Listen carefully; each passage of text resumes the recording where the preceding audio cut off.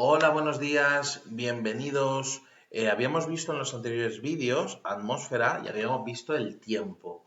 Así que para cerrar este bloque, nos queda este último vídeo donde lo que vamos a ver es cómo funciona el clima. Así que vamos a nuestro índice y vamos al clima. Vamos a recordarlo, ¿vale? Si el tiempo es la temperatura y la temperatura y las precipitaciones, entre otras variantes que puedan darse hoy, a mí lo que me interesa mucho para poder adaptarme a lo que vaya a ocurrir, ¿no? Si soy agricultor o si llevo un barco o si muevo productos en avión, me interesa saber mañana qué posibilidades hay de que llueva o qué posibilidades hay de que haya mucho viento o qué posibilidades hay de que haga un buen día si yo me encargo del turismo.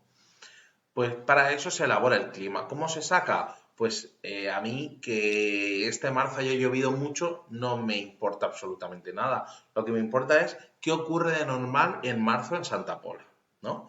Pues entonces lo que se hace es que se recogen los datos de los últimos 15, 20, 25 años y con ellos se elabora un patrón, ¿no? Unas medias para saber, pues de media normalmente en abril llueve mucho, pero en junio ya muy poco. Pues en agosto normalmente en Santa Pola hace esta temperatura y en Elche de la Sierra esta otra. Entonces, esos datos nos ayudan a preparar la actividad humana, ¿no? A prepararnos. Yo sé, por ejemplo, que tengo que buscar una forma sostenible de refrigerar mi casa antes de que llegue julio y agosto, porque en julio hace mucho calor. Bueno, pues esos datos me los aporta el clima. Sin embargo, hay diferentes climas. ¿A qué se debe esto? No solo a la diferente radiación solar, sino también a cómo funciona el sistema de vientos que tenemos. Os lo voy a explicar un poquito por encima, ¿vale? Mirad, este de aquí, me voy a poner en medio como los jueves. Este de aquí es un dibujo, ¿vale? De nuestra Tierra y del Sol. Como veis, la zona que recibe de una forma más fuerte, más central, los rayos solares es la zona del Ecuador, ¿vale? Conforme pasa el año va variando, pero más o menos siempre será esta zona la que reciba, la que está más iluminada, la que los rayos solares le dan de pleno y por tanto se calienta más. ¿Cuál es el resultado? ¿Qué os pasa en casa cuando, por ejemplo, ponéis a cocer unos huevos? ¿Qué ocurre cuando el agua se calienta? Se evapora, ¿verdad? ¿Y qué hace el vapor? ¿Caer en forma de cascada al suelo? No, se eleva en un chorro, ¿no? En una especie de columna de vapor, en una columna de vapor. Pues mirad, aquí en el Ecuador pasa lo mismo. Hace mucho calor y entonces el agua se evapora y asciende. A esto lo llamamos chimenea ecuatorial. ¿Vale? Ese vapor lo que hace después es como si fuera una fuente, que era una fuente, sube y luego vuelve hacia los lados, ¿verdad? Pues el aire hace lo mismo, sube súper caliente, arriba se enfría porque la temperatura en las capas altas de la atmósfera es muy bajita, hace un frío brutal, entonces ese frío, ese viento se enfría y cae en esta zona ya frío, ¿vale? Al caer en esta zona lo que se hace es formar un anticiclón. Y el anticiclón desvía los vientos en dos direcciones, hacia aquí y hacia aquí. De manera que vuelve otra vez una parte de esos vientos, vuelven otra vez al ecuador, van calentándose poquito a poco y cogiendo humedad hasta que chocan en el ecuador y vuelven a subir otra vez cargados de humedad. En esta zona es donde se dan los climas cálidos. Vamos a ver un par de ejemplos de esos climas que son cálidos. Mirad, esto que tenéis aquí, he puesto tanta información que ahora ya no sé dónde colocarme yo, me voy a colocar aquí, así, más guapo. Esto que veis aquí es un climograma, es la forma más sencilla de enseñaros qué son las variantes, cuáles son las variantes que va a tener un clima. ¿Vale? En este caso es el de Camerún. Entonces, ¿qué nos encontramos? Vemos aquí, en este caso, mililitros, ¿vale? Que es la unidad para medir la cantidad de agua que cae, y aquí tenemos los numeritos que nos indican cuánto ha llovido cada mes. Enero llovió unos 90, en febrero más de 120, en marzo, ¿vale? Y al otro lado tenemos esta línea roja que indica las temperaturas, ¿vale? Entonces, como vemos, en la zona ecuatorial lo que ocurre es que como tenemos toda la columna de vapor subiendo y enfriándose, llueve muchísimo. Es la zona donde más llueve del planeta. Las precipitaciones son brutales. Además, como siempre recibimos mucho sol, siempre hace mucho calor. Las temperaturas medias son las medias. Alguien pensará, Si yo te enseño la temperatura media de Elche en agosto y te digo 25 grados, me dirás, ¿pero qué dices si llega a los 35? La media teniendo en cuenta las temperaturas del día y de la noche, ¿vale? Pues fijaos que estas temperaturas están siempre rozando entre los 25 y los 30 y no hay diferencia. No tienen un invierno o un verano o un otoño. En el Ecuador no hay estaciones, al menos no como las conocemos nosotros, ¿vale? Vamos a ver si este es un clima muy lluvioso, que sería el clima ecuatorial. Vamos a ver otro clima distinto dentro de esta zona cálida. Mirad, este sería el clima contrario, es el clima de desierto. Como se acerca a nuestras zonas templadas, sí que tiene estación, ¿veis? Tiene una época más fría y una época más caliente, pero no existe la precipitación. Mira, ahí hay un no sé qué sé yo. ¿Qué es lo que está ocurriendo? ¿Por qué no llueve? Porque mirad, acordaos del movimiento. Todo este viento va en esta dirección absorbiendo agua súper caliente. Este va en dirección contraria y cuando chocan se elevan en forma de una columna de vapor. Hemos dicho que luego el aire se enfría en las capas altas y aquí vuelve a caer. En esta zona está cayendo desde arriba el aire totalmente frío. Claro, si está frío, no transporta ya nada de humedad. La humedad se ha quedado en esta zona. Aquí es donde conforme subía y se enfriaba, se condensaba y llovía. Por eso aquí no para de llover una y otra vez. Pero una vez que toda el agua ha condensado y ha caído y solo tenemos aire súper frío a mucha altura y muy lejos del mar, ese aire no tiene absolutamente nada de humedad. Y entonces cuando cae aquí, es un aire seco que no aporta absolutamente nada, no aporta nada de agua. Por eso no tenemos ningún tipo de precipitación.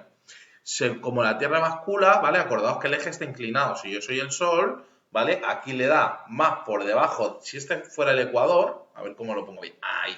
Si este fuera el Ecuador y... que se me va. Si este es el Ecuador y está inclinado, aquí yo veo más la parte de abajo de la mano. Pero si gira a mi alrededor y se pone aquí, veo más la parte de arriba de la mano.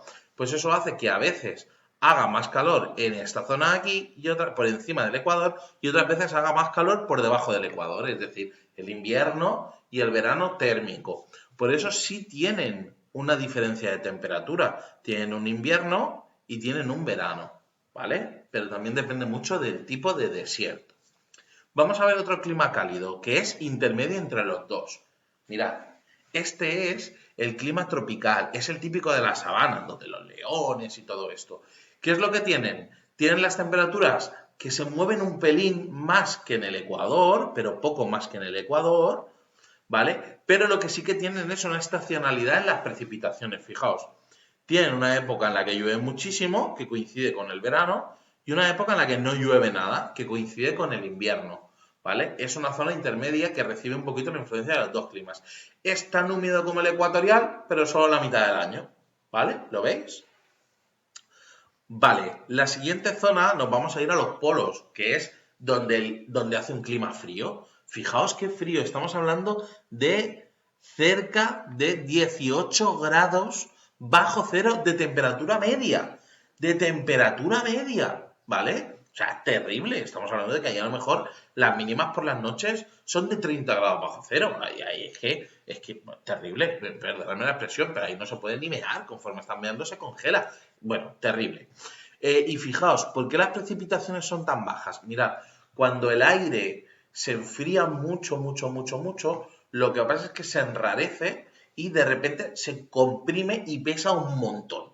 Y si el aire se comprime y pesa un montón, ¿qué es lo que forma? Un anticiclón, una alta presión. Y eso impide la llegada de agua del mar. Por eso no llueve nada. Cuando el aire se calienta mucho le pasa al revés. ¿Qué pasa en nuestra zona en agosto? Porque hay tormentas de verano. Porque el aire se calienta tanto, que de repente pierde la presión y se convierte en una borrasca chiquitita y muy rápida, una tormenta de verano. Vale.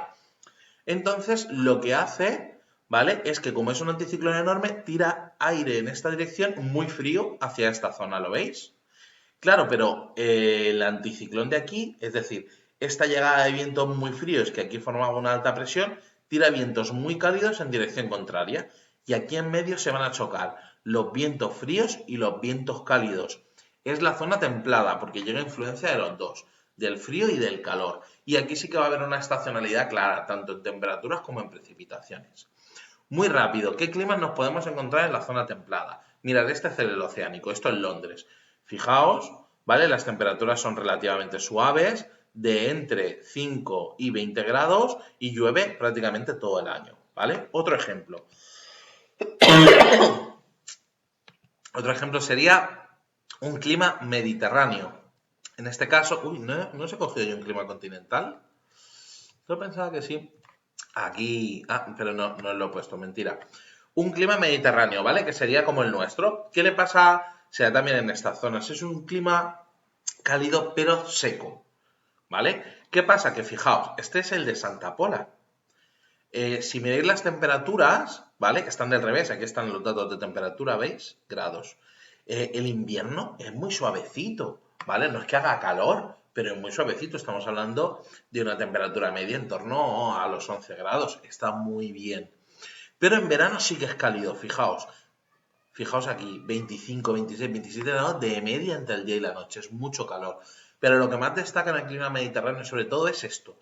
Es un estiaje, es una sequía muy aguda en los meses de verano, que contrasta con lluvias que suelen ser torrenciales, y este año lo sabemos muy bien, ¿vale? Suelen ser torrenciales en las épocas de primavera y sobre todo de otoño, ¿vale? Relacionado con el fenómeno de la gota fría que conocemos perfectamente aquí, ¿vale? Bien, pues visto estos climas, lo que nos vamos ahora es a cómo se unifican. Esto ya lo habréis visto en biología, simplemente lo vamos a repasar, pero nada, un minuto, ¿vale? ¿Qué es lo que ocurre al final? Que la litosfera, es decir, los tipos de suelo y el tipo de relieve que hay, la atmósfera, es decir, el tipo de clima, el tipo de tiempo y finalmente la hidrosfera, es decir, el tipo de agua que haya y su distribución, ¿no? Si hay un río, si hay un pantano, si es subterráneo, si no hay agua, todo eso lo que hace es configurar la biosfera.